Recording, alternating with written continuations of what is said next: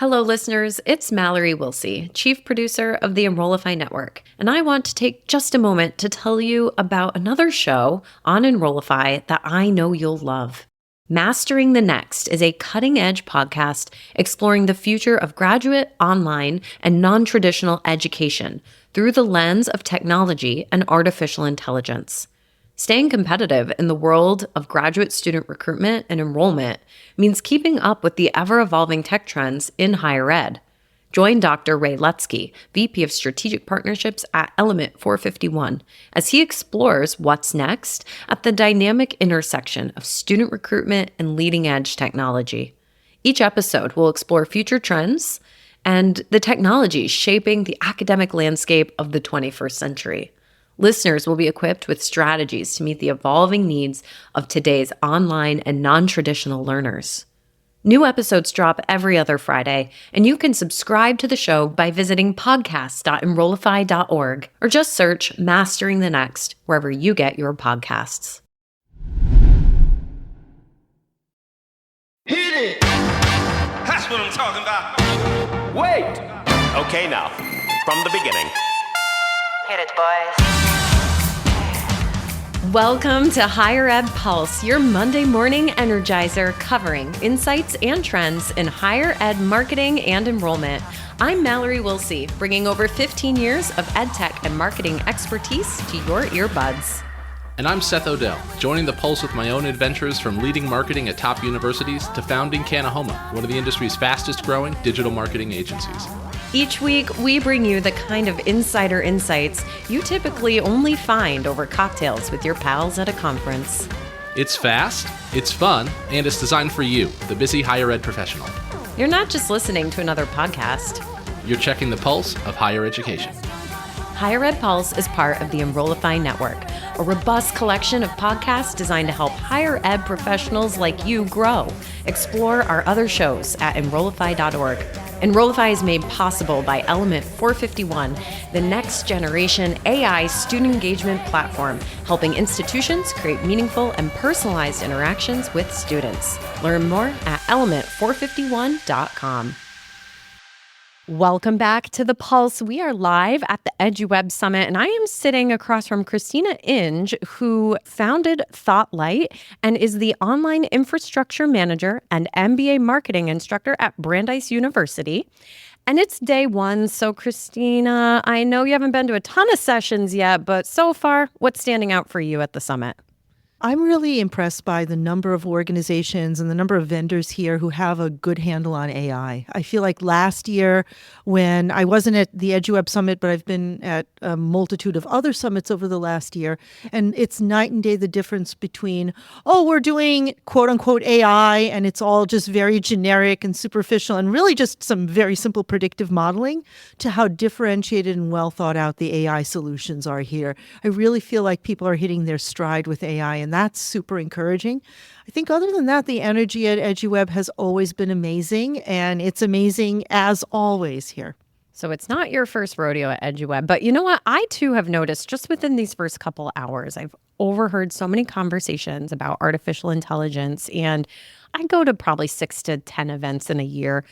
I think I've started to notice this momentum around embracing AI in a way that in 2023 did not exist. People were definitely a bit more scared about it, thinking, this is gonna, I'm gonna lose my job because artificial intelligence is taking over. Now, Christina, I happen to know you are teaching a course this fall on AI. Perfect segue. Tell our listeners a little bit more about where you're teaching this course, why you're teaching it, and why it's important. Well, I can tell you, first of all, why I'm teaching it is exactly what you were just talking about, Mallory, which is people, at least in 2023, and even now in the second half of 2024, are worried about AI. They're excited about it, but more than that, a lot of people in creative professions, especially marketers, are worried about losing their jobs or their jobs becoming overcomplicated or losing that authenticity and that creativity that drove them into marketing in the first place.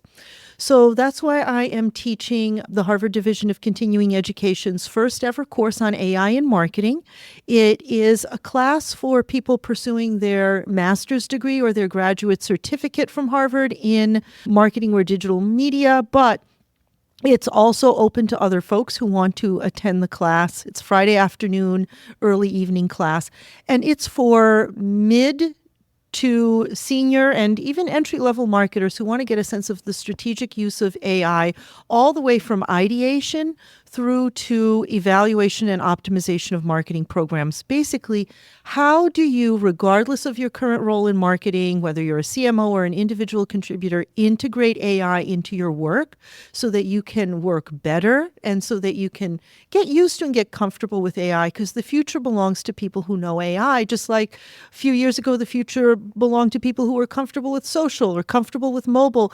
There's always a new technology that comes along in marketing, and you have to embrace it. So this is for people who are ready to embrace it, maybe a little scared, and it gives you that complete cookbook of how to use AI no matter what your role is. Well, I'm excited to dig into this cookbook a little bit.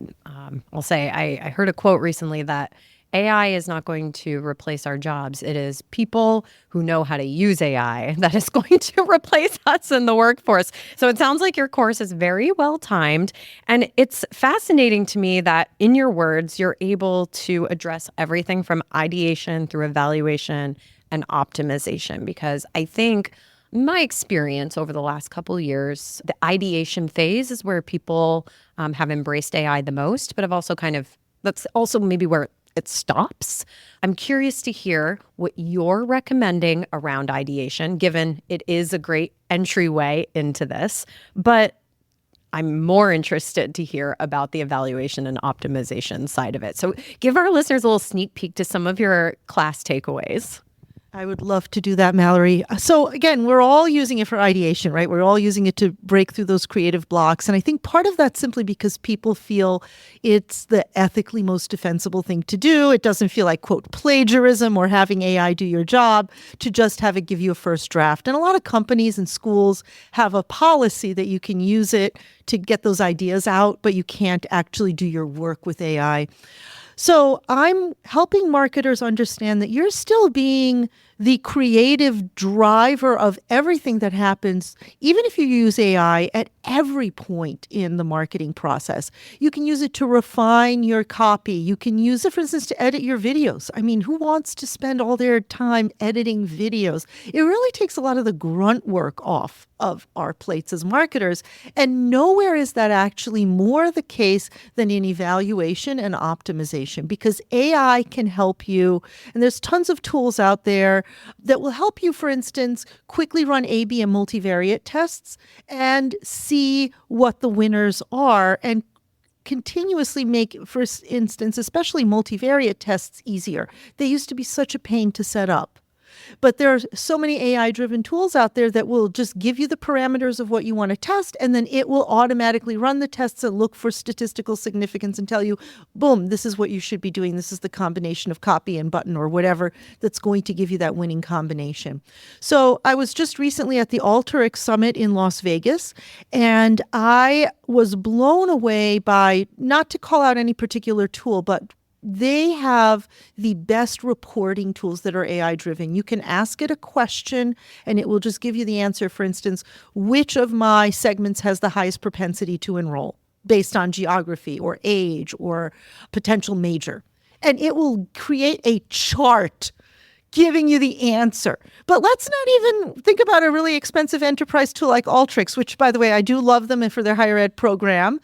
But Google Analytics 4, you ask it a question and it could give you the answer. Maybe not always, it is the free tool, but increasingly we're seeing in reporting that instead of having to roll up your sleeves and dig through the data and suffer through Excel, you can ask it a question and it'll give you not only the answer, but the answer with a data visualization. So that did make me nervous that a lot of data analyst jobs might to be the things that we lose. But also at that summit, there was a fellow instructor from Orange County, California, who said that just in that county alone, where there's a lot of high-powered data analytics graduates, they still have 2,000 unfilled jobs in data analysis. So we don't have enough people for the jobs that are already there. So AI is actually making our lives as marketers easier when it comes to data reporting, because most of us did not go into marketing to crunch numbers. And even people like me, I've written 2 books on marketing analytics, the most recent one, Marketing Metrics from Kogan Page last year. Even I don't love Excel. Bless the people who love it. But if I can get a visualization that answers the question that I am posing my data, and I don't have to spend 2 hours filtering things and creating visualizations, that's just a win. So don't think of this as, quote, not doing your job. I would liken it to sometimes baking a cake using a mix. Would you like to hand sift your flour and walk out into your beautiful backyard and gather the eggs laid by your chicken Gertrude and, milk your cow Bessie and make it all from scratch? Yes, that's rewarding. That's wonderful. That's great. But sometimes you just need a mug cupcake where you just throw the water and an egg in and you nuke that thing and you have something sweet. And at the end of the day, when cake mix came out, there was a huge scandal. Did you know that cake mixes were originally just add water and they didn't sell? And they had to re-engineer the formula so people had to add eggs and oil, not because that's actually necessary. You could put powdered eggs in there and shelf-stable fats, but because people felt too lazy just adding water. How crazy is that? But that's human psychology. Why not use a labor-saving device? You are still getting the end result right there. So don't be like the 1930s homemakers who didn't want to buy Duncan Hines until they forced them to put eggs in there when the powdered egg had originally been included. Just use AI. Get your job done. Get some work-life balance back. Stop playing with Excel if you don't have to. So that's what my class is going to be about. It's basically how to, quote, bake with all of these wonderful tools that we have out there that can help us as maybe a 1-person, 3-person, 5-person marketing team get those enterprise-level results finally. Christina, everything you just said, I'm like feeling deja vu, because in higher ed, we know that skill gaps are a real challenge. Hiring and retaining great staff members is a real challenge. I referred to this study a lot that Huron and the Chronicle put out now. It was probably a year and a half, maybe even 2 years ago, that surveyed leaders at all different types of institutions and found that more than 80% of them, regardless of the unit they work in, are having trouble finding quality candidates for their open positions. Every time I do a presentation, I ask in the room who has open roles, who's having trouble filling them. The hands fly up, they stay up. So what you were just talking about in terms of the skill gaps that AI can fill specifically around the data analysis is, I cannot co-sign everything you just said more. There is just not enough time in our days. We have really small teams in higher ed. I believe AI is here to fill and transform a lot of roles and teams because of the challenges that they have. Christina, this was absolutely incredible. 12 minutes has just flown right by. So as we wrap this conversation up, any final thoughts on AI, and where can our listeners find you? This has been absolutely delightful. So thank you, Mallory. My final thoughts are, we have reached that AI moment. I remember when I first came up in marketing, I'm that old, social media was the latest threat to everything, and civilization was going to collapse because of social media. That didn't happen. Mobile didn't destroy social media, and it didn't destroy civilization. Everything's just additive, and it just adds to what we can do. I think one concern a lot of people have is, if everybody has all of these tools at their disposal, isn't marketing going to just be more and more clutter if everyone's able to do programmatic? If you don't have to have deep pockets to do great work, does that mean it's going to get louder and louder out there. And I think it isn't really, because a lot of folks just don't invest in these tools. So invest in yourself, learn how to use AI. You will have job security if you know how to use AI.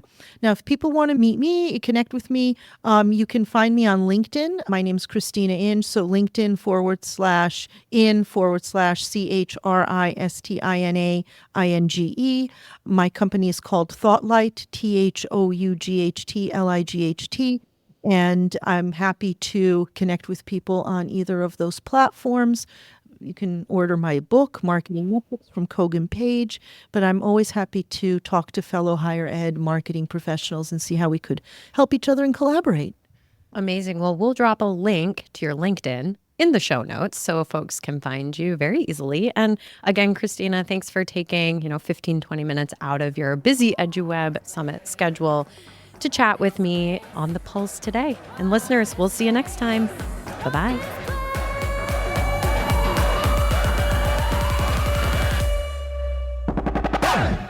The Higher Ed Pulse is part of the Enrollify podcast network. If you like this podcast, chances are you'll like other Enrollify shows too. Our podcast network is growing by the month, and we've got a plethora of marketing, enrollment, and higher ed technology shows that are jam-packed with stories, ideas, and frameworks, all designed to empower you to be a better higher ed professional. Our show helps higher ed marketers and admission pros find their next big idea and features a selection of the industry's best as your hosts. Learn from Brian Gross, Eddie Francis, Jenny Lee Fowler, and so many of your favorite leaders in higher ed. Enrollify is made possible by Element 451, the next generation AI student engagement platform, helping institutions create meaningful and personalized interactions with students. Learn more at element451.com.